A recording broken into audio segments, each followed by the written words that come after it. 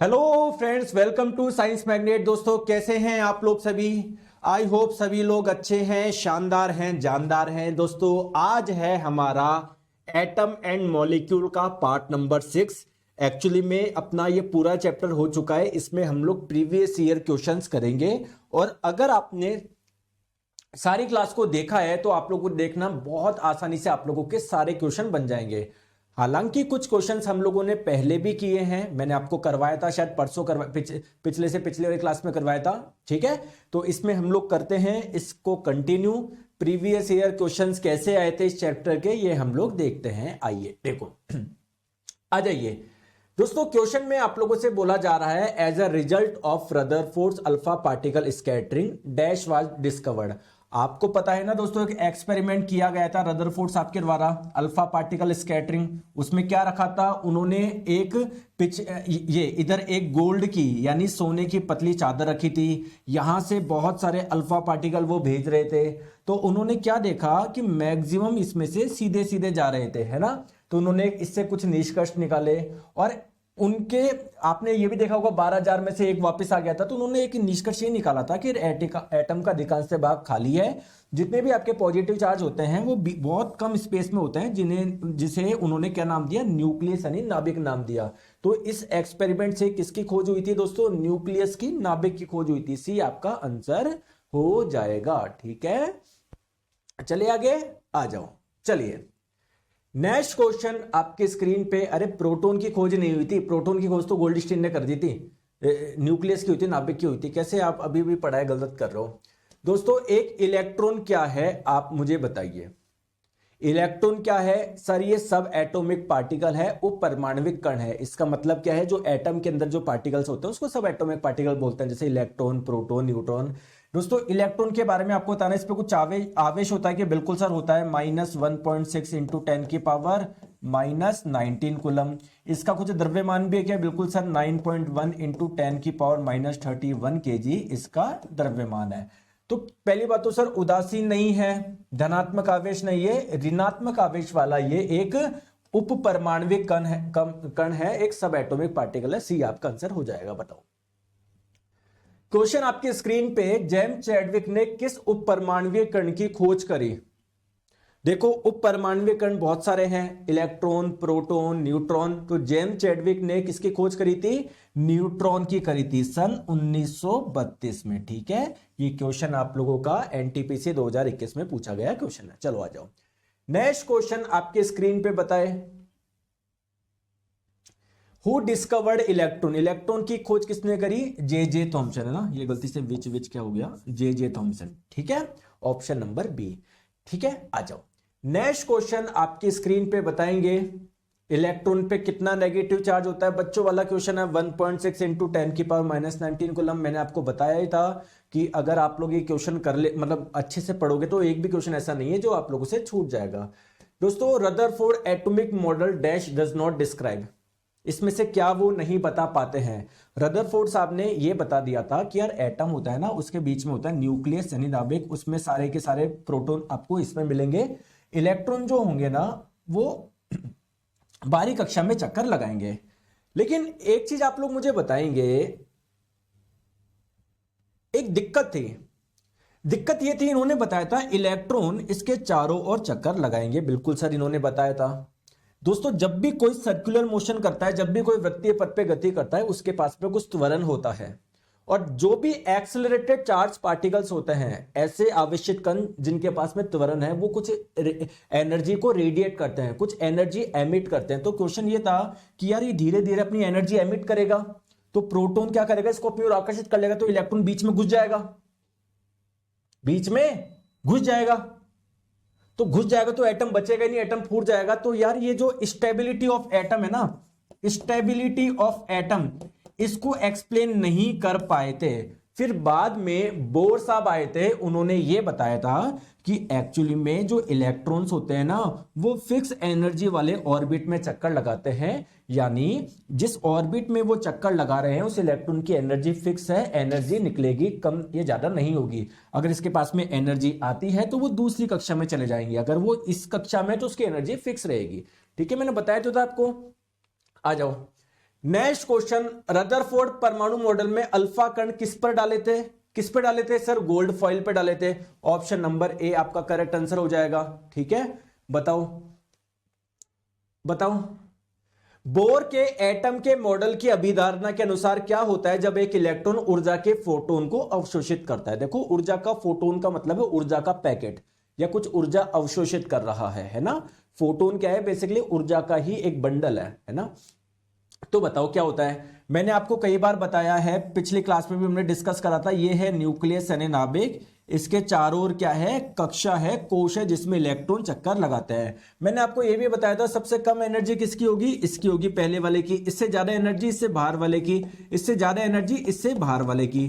मान लो कोई इलेक्ट्रॉन है, इस दूसरी कक्षा में चक्कर लगा रहा है, तो अगर ये इलेक्ट्रॉन ऊर्जा के फोटोन को अवशोषित करता है, एनर्जी को एब्जॉर्ब करेगा, तो इसके पास में एनर्जी ज्यादा हो जाएगी, तो ये बाहरी वाली कक्षा में चला जाएगा, ये बाहरी वाली कक्षा में चला जाएगा। ठीक है, तो यह अगले बाहरी कक्षा में चला जाएगा, ऑप्शन नंबर डी।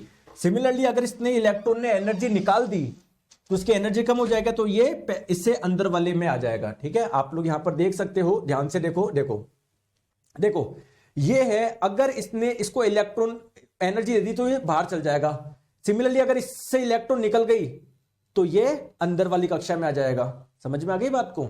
ठीक है, जैसे आप लोग देखो भी, इसको मैं एनर्जी दिया, ये बाहर चला जाएगा, बाहर वाली कक्षा में चला जाएगा। अगर इसने एनर्जी निकाली तो ये अंदर वाली कक्षा में आ जाएगा। ठीक है, आ जाओ।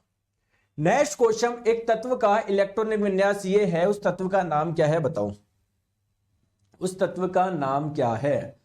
आपको पता है इसके पहली कक्षा में 2 इलेक्ट्रॉन, दूसरे में 8, तीसरे में 2, कुल इलेक्ट्रॉन कितने हो गए? 12। दोस्तों, जितने इलेक्ट्रॉन होते हैं उतने ही क्या होते हैं आप लोगों के? प्रोटॉन होते हैं। तो प्रोटॉन 12, यानी इसका एटॉमिक नंबर है 12। 12 किसका होता है? मैंने आपको बताया था दोस्तों, 1 से 30 तक तो याद रखो यार आप लोग। Hydrogen, helium, lithium, beryllium, boron, carbon, nitrogen, oxygen, fluorine, neon, sodium, magnesium. Neon का 10, सोडियम का 11, मैग्नीशियम का 12। ठीक है, क्लियर है क्या? चलो आ जाओ। नेक्स्ट क्वेश्चन आपके स्क्रीन पे, आंसर आप लोग बताएं। दोस्तों, यदि एक तत्व का परमाणु क्रमांक 8 है तो इसका इलेक्ट्रॉनिक विन्यास क्या होगा?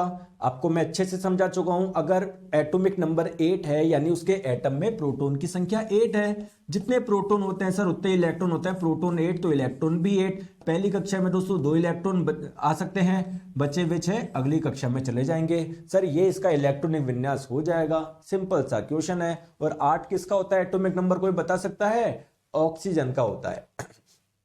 चलिए, इसका आंसर आप लोग बताएं।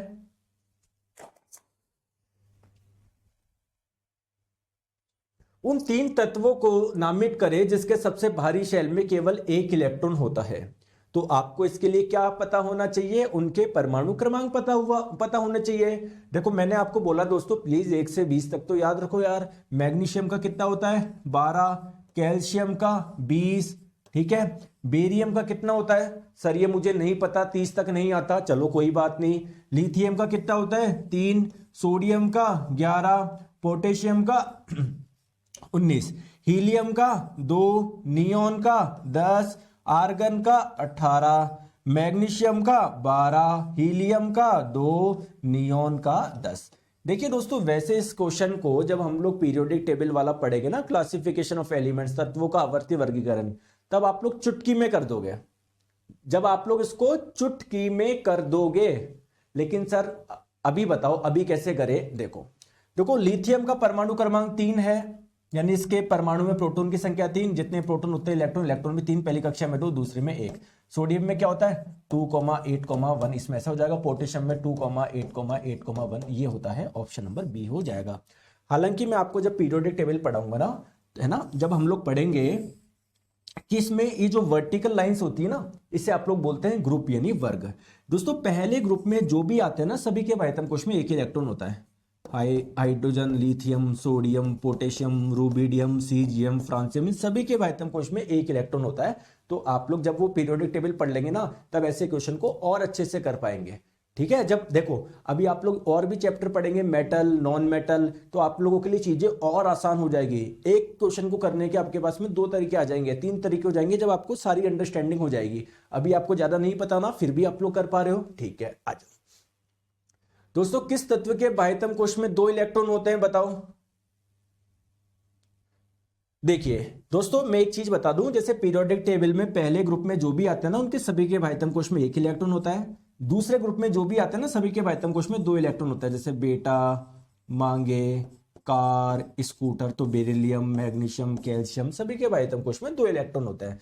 ठीक है, तो करेक्ट आंसर आपका हो जाएगा ऑप्शन नंबर सी। ठीक है, समझ में आ गया। और दोस्तों इसका एक्चुअली में परमाणु क्रमांक होता है 20, तो इसका इलेक्ट्रॉन विन्यास क्या होता है 2,8,8,2 ये होता है इसका। चले आगे। सर डाउट है नियॉन का valency 0 why and just like oxygen having 6 valence please. पहली बात तो दोस्तों वैलेंसी मैंने अभी आपको नहीं पढ़ा है, वैलेंसी हम लोग पढ़ेंगे केमिकल बॉन्डिंग में, है ना, जो अपना नेक्स्ट चैप्टर होगा उसमें पढ़ेंगे, उसमें आपको समझ में आ जाएगा उसकी वैलेंसी 0 क्यों है। ठीक है, आ जाओ।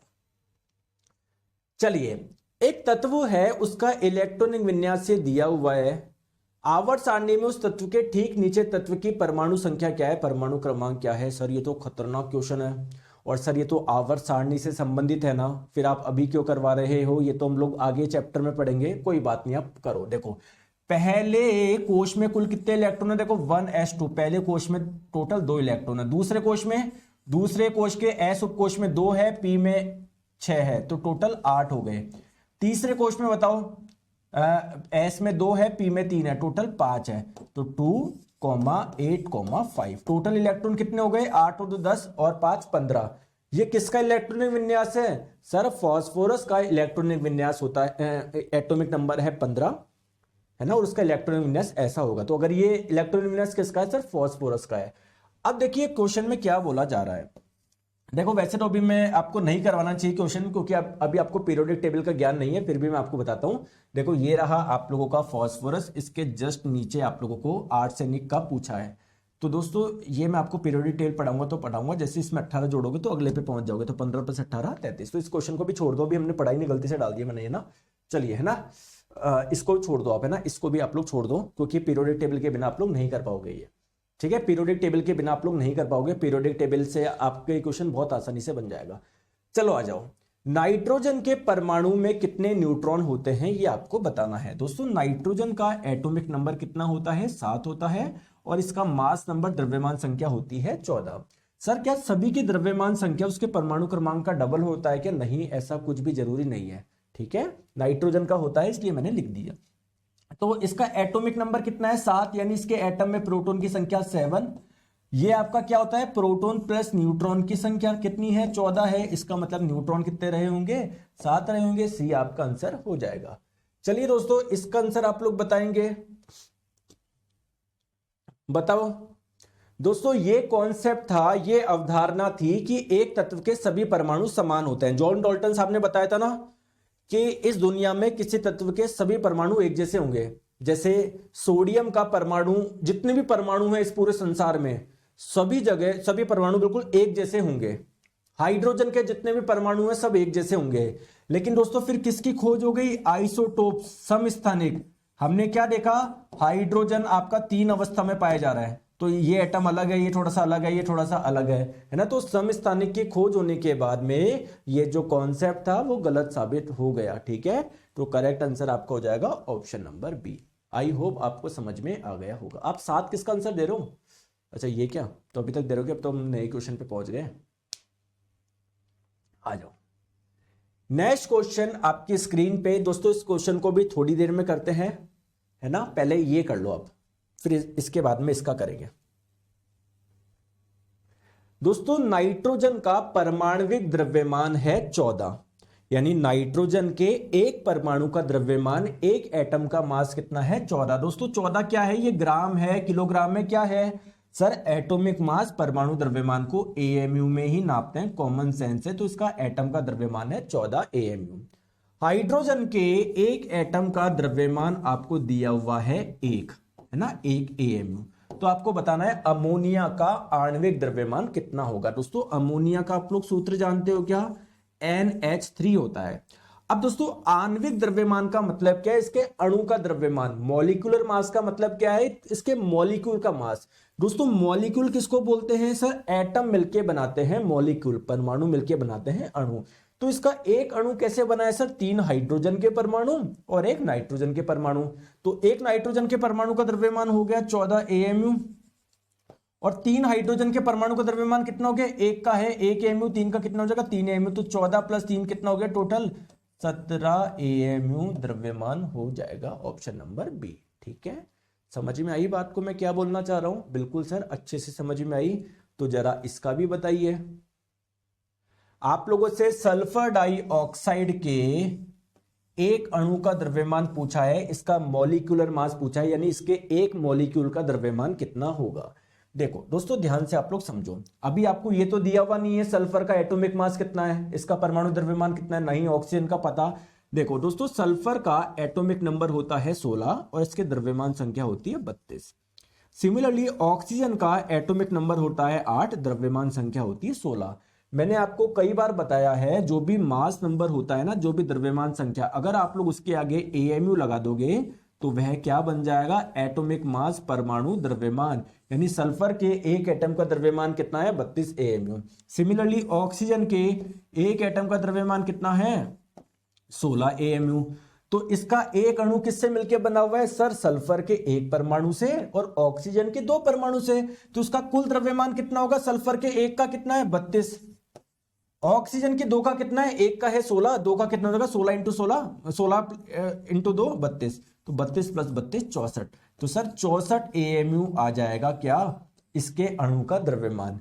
दोस्तों AMU को हम लोग स्मॉल यू से भी डिनोट करते हैं, इससे आप लोग बोलते हैं यूनिफाइड मास, है ना, यूनिफाइड मास। तो कुल मिला के 64 AMU आपका आंसर आ गया। समझ में आ गया? कोई समस्या है क्या? नहीं है? आ रही ना, अच्छे से समझ में आ जाओ। चलो इसका बताओ सर, जो पानी है इसके आणविक द्रव्यमान की गणना करिए, इसके एक अणु का द्रव्यमान बताओ। देखो पानी का एक अणु किससे मिलकर बना हुआ है दोस्तों, 2 हाइड्रोजन के एटम से, एक ऑक्सीजन के एटम से। हाइड्रोजन को कैसे रिप्रेजेंट करते हो, ऐसे, मैक्सिमम हाइड्रोजन आपको ये वाला मिलता है।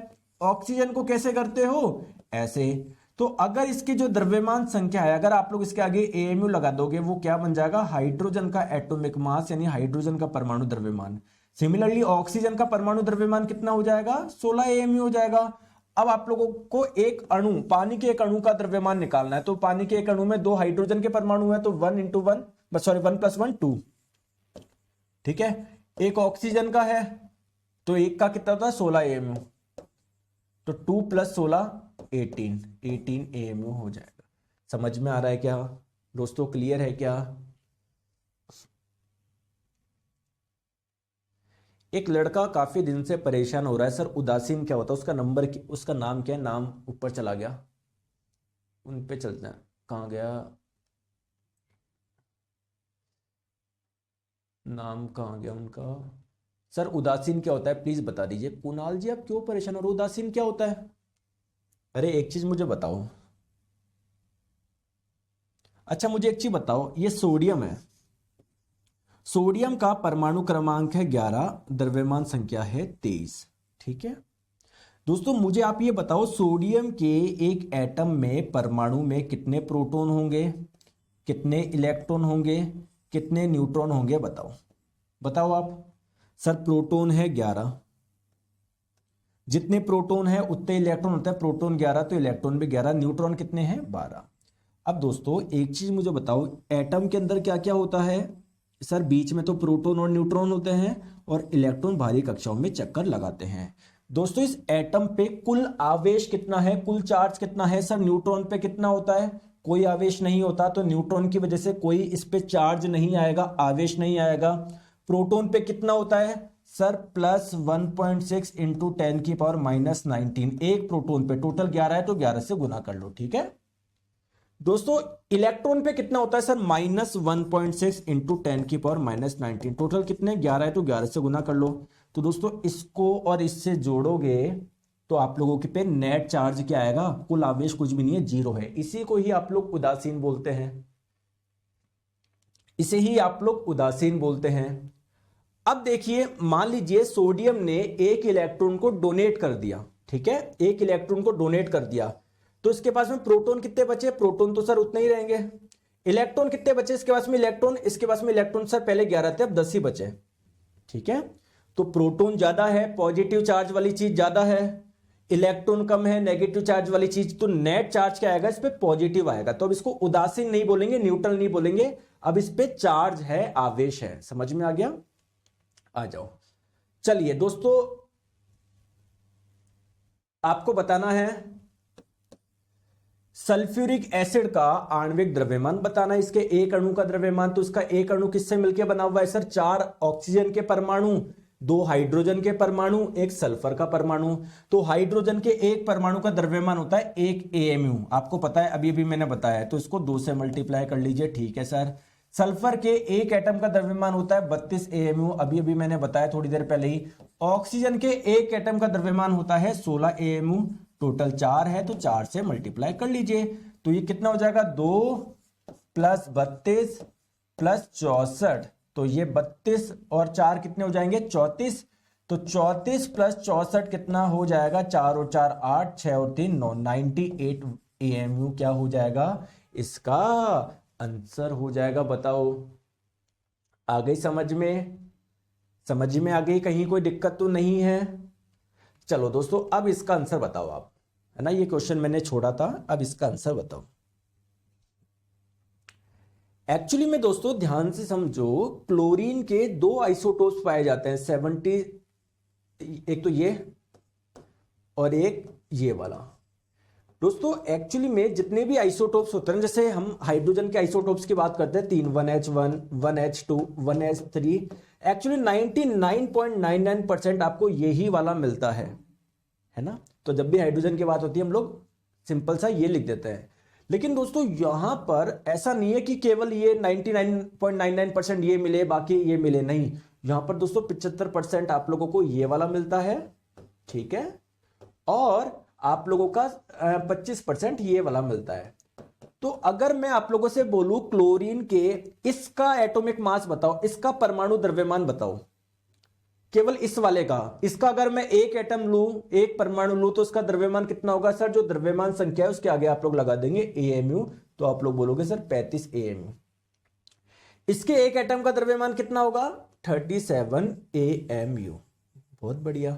लेकिन अगर मैं आप लोगों से पूछूं क्लोरीन का एटॉमिक मास बताओ, तो मैंने बोला तो है नहीं कि यार ये वाला बताओ या ये वाला बताओ, बताओ सर 32 कैसे आया F का, अरे 32 कहां था वो, अरे सल्फर का मैंने बताया तो था, सल्फर का मास नंबर द्रव्यमान संख्या होती है 32, तो उसके आगे आप जब AMU लगा दोगे तो वो सल्फर का एटॉमिक मास बन जाएगा। ठीक है, तो जब मैं आप लोगों से पूछ रहा हूं कि क्लोरीन का बताओ, तो आप लोगों किसका बताए, इसका बताए, इसका बताए, तो आप लोगों को क्या बताना है, औसत परमाणु द्रव्यमान बताना है, एवरेज एटॉमिक मास बताना है। तो क्या करें, 35 और 37 का एवरेज ले लूं क्या, नहीं सर, क्योंकि 50-50% थोड़ी पाए जाते हैं ये। तो क्या करें, ये पाया जाता है 75%, तो 35 को मल्टीप्लाई कर दीजिए 75 से या 0.75 से, ठीक है, प्लस ये वाला 37 AMU जिसका एटॉमिक मास है, ये 25% ही पाया जा रहा था, उसको मल्टीप्लाई कर दीजिए 0.25 से। जब सॉल्व करोगे तो आपका आंसर आ जाएगा 35.5। देखो कितना आ जाएगा, 35.5 आ जाएगा। ठीक है, ऑप्शन नंबर डी। तो आप लोग सीधे याद भी रख सकते हो कि क्लोरीन के एटम का, क्लोरीन के परमाणु का अगर द्रव्यमान पूछे तो 35.5 होगा वो, है ना। कैसे आया वो मैंने आपको बताया। दोस्तों जो मैं पढ़ा रहा हूं समझ में आ रहा है, कहीं कोई दिक्कत तो नहीं है आपको? आ जाओ। चलो अब इसका आंसर बताओ, कैल्शियम ऑक्साइड का इकाई, the formula for CO is, देखो क्या पूछना चाह रहा है, देखो कैल्शियम ऑक्साइड का फॉर्मूला आप लोगों को बताना है। सर फॉर्मूला तो ये है, इसका मतलब क्या है, इसके पूरे एक अणु का द्रव्यमान कितना है ये पूछा जा रहा है। ठीक है, तो इसका एक अणु किससे मिलकर बना हुआ है सर, कैल्शियम का एक परमाणु और एक ऑक्सीजन के परमाणु से। कैल्शियम का एटॉमिक नंबर होता है 20, मास नंबर द्रव्यमान संख्या होती है 40, ऑक्सीजन का एटॉमिक नंबर होता है 8, द्रव्यमान संख्या होता है 16। तो दोस्तों आपको पता है द्रव्यमान संख्या के आगे अगर आप लोग AMU लगा देते हो तो वो उसका एटॉमिक मास बन जाता है, परमाणु द्रव्यमान बन जाता है। यानी कैल्शियम के एक एटम का द्रव्यमान कितना है, 40 AMU, ऑक्सीजन के एक एटम का द्रव्यमान कितना है 16 AMU।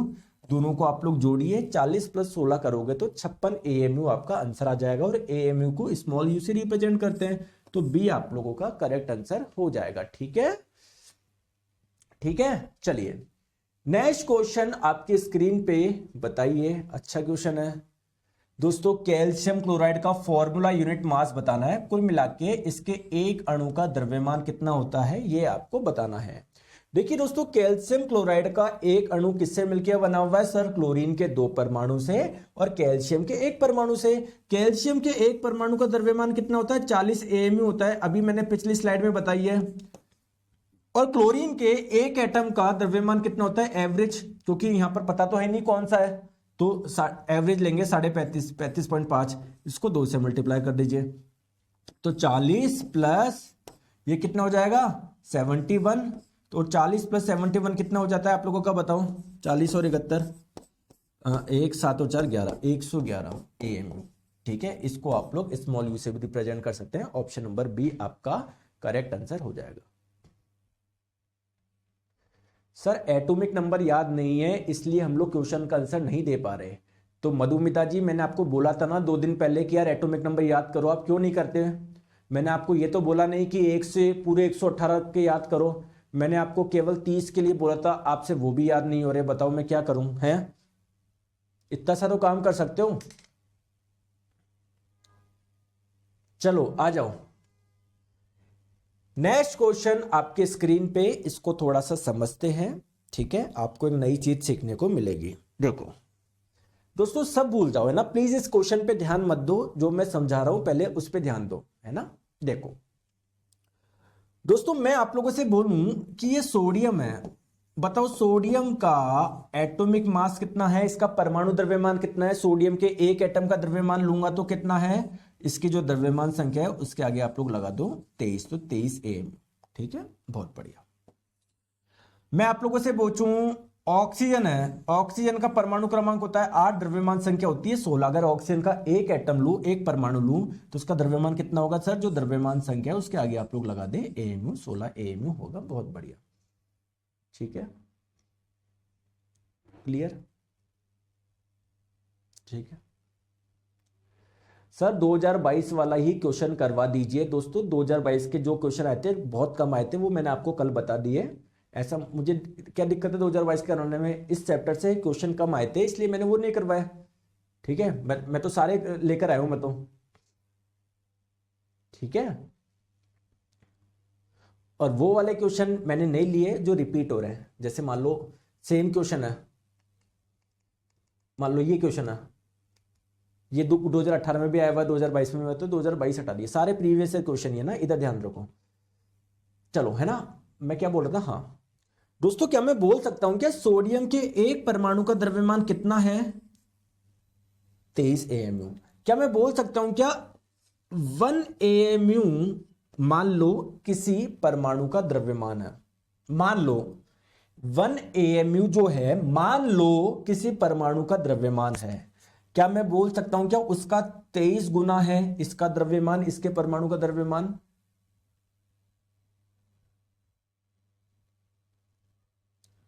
दोस्तों मान लो किसी परमाणु का द्रव्यमान 1 AMU है, ऑक्सीजन के परमाणु का द्रव्यमान 16 AMU है, तो मैं क्या मान सकता हूं क्या कि ऑक्सीजन के परमाणु का द्रव्यमान इसका 16 गुना है? तो क्वेश्चन ये आता है सर 1 AMU हमने माना किसको? मानते हैं ये 1.67 इंटू 10⁻⁻27 किलोग्राम के बराबर होता है, प्रोटॉन के द्रव्यमान के बराबर होता है। लेकिन ये 1 AMU हमने माना किसको? आपके मन में क्वेश्चन आएगा सर हाइड्रोजन के एटम का द्रव्यमान 1 AMU होता है, तो हाइड्रोजन के एटम को माना होगा? नहीं दोस्तों, कार्बन जानते हो आप लोग, कार्बन का परमाणु क्रमांक होता है 6, द्रव्यमान संख्या होती है 12। ठीक है, ध्यान से आप लोग समझो। कार्बन का परमाणु द्रव्यमान कितना है? 12 AMU। दोस्तों अगर आप लोग इसमें 12 से भाग लगाएंगे तो क्या बन जाएगा? 1 AMU। यानी मैं बोल सकता हूं 1 AMU क्या है? कार्बन के एक एटम का जो द्रव्यमान है उसका 12वां भाग। कार्बन के एक एटम का जो द्रव्यमान है उसका 12वां भाग को ही हमने बोला है 1 AMU। और आप लोग जैसे सोडियम का परमाणु द्रव्यमान कितना है 23 AMU, तो कुल मिला के 1 AMU का 23 गुना है, इसका 16 है तो 1 AMU का 16 गुना है। तो कहीं ना कहीं आप लोग कार्बन से ही तो कंपेयर कर रहे हो, क्योंकि 1 AMU किसको माना है, ध्यान से देखो। मान लो ये कार्बन के एक एटम है ना, ये C612 कार्बन के एक एटम लिया आपने, एक परमाणु लिया, ये किसके बराबर है 12 AMU के। ठीक है, तो मैं बोल सकता हूं क्या, मैं बोल सकता हूं कि कार्बन का एक एटम 12 AMU के बराबर है, तो अगर मैं इसका एक टुकड़ा उठाऊं तो वो क्या बन जाएगा 1 AMU, यानी कार्बन के परमाणु के द्रव्यमान का 12वां भाग क्या है 1 AMU। ठीक है, आ जाओ नेक्स्ट क्वेश्चन। सोडियम क्लोराइड के इकाई द्रव्यमान का सूत्र क्या है। सोडियम क्लोराइड का अगर आप लोग एक अणु लोगे, मॉलिक्यूल लोगे, तो उसका द्रव्यमान कितना आएगा, बेसिकली आपको यह बताना है। सर कार्बन को ही क्यों माना, बहुत अच्छा क्वेश्चन पूछा है हरिओम जी ने। देखो दोस्तों, आप बोल सकते थे सर 1 AMU हम हाइड्रोजन, देखो किसी ना किसी को तो मानना था। जैसे आप लोग मुझे बताइए, कभी आप लोग सब्जी लेने गए हो मार्केट में, कभी आप लोग मार्केट में सब्जी लेने गए हो क्या। जैसे मान लीजिए आप कुछ लेने गए, आप लोग मान लीजिए एप्पल लेने गए, ठीक है, मान लो आप 1 किलो एप्पल लेने गए, तो आप देखते होंगे कई बार सब्जी वाले क्या रखते हैं, उनके पास में प्रॉपर लोहे का नहीं होता, तो वो 1 किलोग्राम का पत्थर रख देते हैं इधर, है ना, वो पहले से तोल के रखते हैं कि हाँ भाई 1 किलोग्राम का, तो वो ये रख देता है। होता है क्या, ऐसा होता है क्या। अब मेरा क्वेश्चन ये है हरिओम जी कि इधर 1 किलोग्राम का पत्थर ही क्यों रखा, 1 किलोग्राम का सोना रख देते, या 1 किलोग्राम का कुछ और रख देते, या 1 किलोग्राम का अगर उनका मोबाइल 1 किलोग्राम का तो वो रख देते। सर ये 1 किलोग्राम का पत्थर ही क्यों रखा, तो इसके पीछे कारण क्या है। सर ये पत्थर इजीली अवेलेबल है, ठीक है, ठीक है। दूसरी बात क्या है, सर अगर ये खो भी जाए तो कोई नुकसान नहीं होगा, पता पड़े 1 किलोग्राम का सोना रखा, कोई सोना उठा के ले जाए 1 किलो, तो दिक्कत हो जाएगी ना। समझ में आ गई बात को। सिमिलरली कार्बन को ही हमने रेफरेंस क्यों माना, कार्बन के एटम का 12वां भाग ही हमने क्यों माना, बहुत किसी को भी मान सकते थे, लेकिन दोस्तों इससे क्या है, आप लोगों का कंपेयर करने में आपको एक होल नंबर मिल रहा है। जैसे मैं बोल सकता हूं सोडियम का जो एटम है वो क्या है, कार्बन के एक एटम के 12वें भाग का 23 गुना है ना, तो इसलिए उन्होंने माना है ना। बाकी ऐसा कुछ और किसी को भी मान सकते थे, ऐसा कुछ जरूरी नहीं है, लेकिन जो उन्होंने माना है वही हम लोगों को ध्यान रखना है। ठीक है, आ जाओ नेक्स्ट क्वेश्चन। दोस्तों 1 AMU, एक एटॉमिक मास यूनिट, परमाणु द्रव्यमान जो इकाई होती है वो किसके बराबर होती है, AMU। परमाणु के द्रव्यमान को AMU में नापते हो ना, किसके बराबर होता है, ये 1.67 इंटू 10⁻⁻27 kg के बराबर होता है। ठीक है, ऑप्शन नंबर ए।